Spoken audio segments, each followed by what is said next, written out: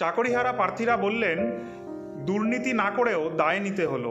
সংসার আছে, বাচ্চা আছে, চালাবো কি করে? প্যানেল বাতিলে কান্নায় ভেঙে পড়লেন চাকরি প্রাপকরা।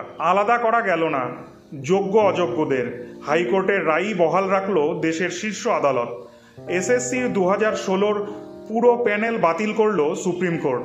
বাতিল হলো 25,753 জনের চাকরি।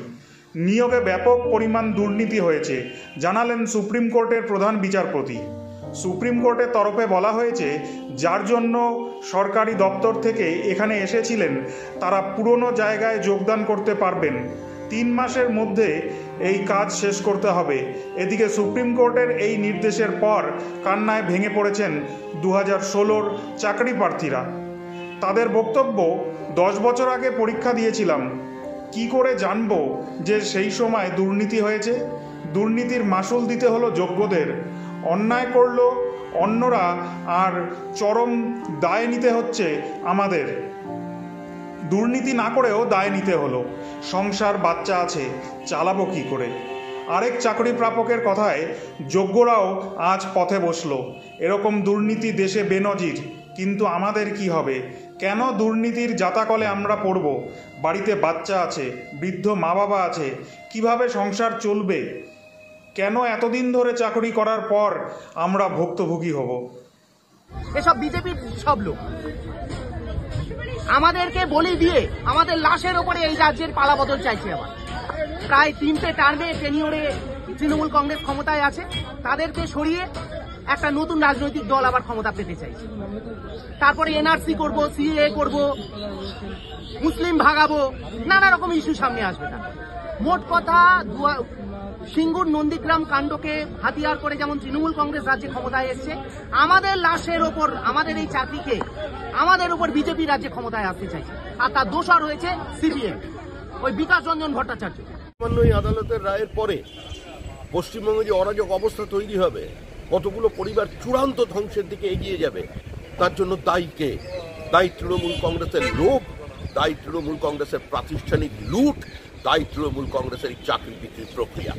আমরা প্রথম থেকেই বলছি, যারা অযোগ্য তাদের চাকরি যাক, কিন্তু যারা যোগ্য, এর মধ্যেও তো আছেন যাদের মেধার উপরে ভিত্তি করে চাকরি পেয়েছিল, কিন্তু এদের পদ্ধতিগত ত্রুটির কারণে তারা আজকে পরিস্থিতির শিকার হয়ে গেল।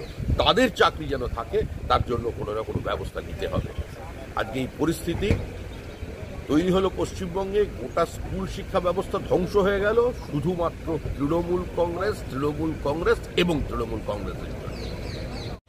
এটা খুবই অস্বস্তির ব্যাপার যে পশ্চিমবাংলায় 16 সালের এসএসসির নিয়োজিত প্রায় 26,000 চাকরি বাতিল হলো, সুপ্রিম কোর্ট বাতিল করল। হাইকোর্ট এই অর্ডার দিয়েছিল এবং হাইকোর্ট যা বলেছিল, সুপ্রিম কোর্ট তাকে কার্যত মান্যতা দিয়ে বলল যে এটা এমন ধরনের অপরাধ হয়েছে, দুর্নীতি এত ভয়াবহ এবং গোটা নিয়োগ প্রক্রিয়াকে যেভাবে কলুষিত করা হয়েছে, এটা রিপেয়ার করার মতন কোনো সুযোগ নেই। 1 বছর সময় পেয়েছিল আমাদের রাজ্যের সরকার যে কারা যোগ্য কারা যোগ্য না তা স্পষ্ট করবে। 1 বছর লেগে গেল, সরকার যোগ্য অযোগ্য স্পষ্ট করতে পারলো না। কত টাকা খেয়েছে, হাজার হাজার ছেলেমেয়ের জীবন ধ্বংস করছে। কেন? কিছু অযোগ্য অপদার্থ যাদের টাকা নিয়ে চাকরিতে ঢুকিয়েছে রাজ্য সরকার এবং শাসক দল, তাদেরকে রক্ষা করার জন্য যারা যোগ্য তাদেরকে খারিজ করতে হলো। সরকার দাঁড়ালো অযোগ্যদের পাশে, সরকার যোগ্যদের পাশে দাঁড়ালো না, অযোগ্যদের বাতিল করার মনোভাব নিল না।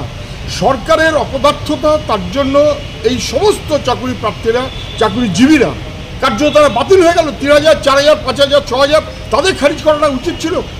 সরকার করল না বলে আজকে সুপ্রিম কোর্টে আমাদের রাজ্যের মুখ খুলল। শুধু না, আমাদের ছেলে মেয়েগুলো তাদের কী হবে? তাদের টাকা ফেরত দিতে বলেছে, তাদের টাকা ফেরত দিতে বলেছে।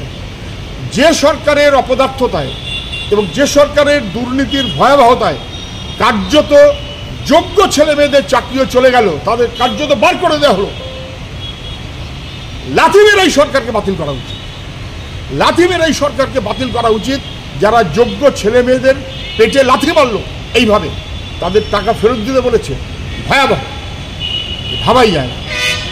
হাইকোর্ট বলেছে নির্দিষ্ট হবে যে যারা মন্ত্রিসভা এই অপরাধের সঙ্গে যুক্ত আছে তাদেরকে সিবিআই হেফাজতে নিয়ে প্রয়োজনে তদন্ত করুক, সেটাই জরুরি ছিল। সুপ্রিম কোর্ট এখনো সে ব্যাপারে কিছু বলেনি, বরং তাদেরকে অবিলম্বে হেফাজতে নিয়ে হাইকোর্টের অর্ডারকে মান্যতা দিয়ে সুপ্রিম কোর্ট হেফাজতে নিয়ে তদন্ত করতে বলুক। যারা টাকা খেয়েছে তারা বহাল তবিয়তে মন্ত্রীর দপ্তরে বসে থাকবে, সরকারের দপ্তরে বসে থাকবে, টাকা পাহাড় করবে, তারা ছাড় পাবে, আর যোগ্য ছেলেমেয়েরা বাতিল হবে। এ কখনো হতে পারে না। সরকারের অপদার্থতার জন্য ঘটনা ঘটেছে। অবিলম্বে দ্রুত 3 মাসের মধ্যে নিয়োগ প্রক্রিয়া করতে বলেছে। আমি জানি না রাজ্য সরকার তা পারবে কিনা। একমাত্র কথা হবে এখন অযোগ্যদের খারিজ করে যারা যোগ্য তাদের চাকরিতে বহাল রাখার বিকল্প কী ব্যবস্থা হবে, সরকার এবং কোর্টকে তা খুঁজে বার করতে হবে। এর কোনো অন্যথা হতে পারে না। দুর্ভাগ্য আমাদের, গোটা রাজ্যটাকে কোথায় নিয়ে গেছে। হাজার হাজার ছেলে মেয়ে যারা কাজ দিতে পারে না, তারা কার্যত পেটে লাথি মেরে রাজ্য সরকারের অপদার্থতা তাদের চাকরি থেকে খারিজ করে দিল। দুর্ভাগ্য।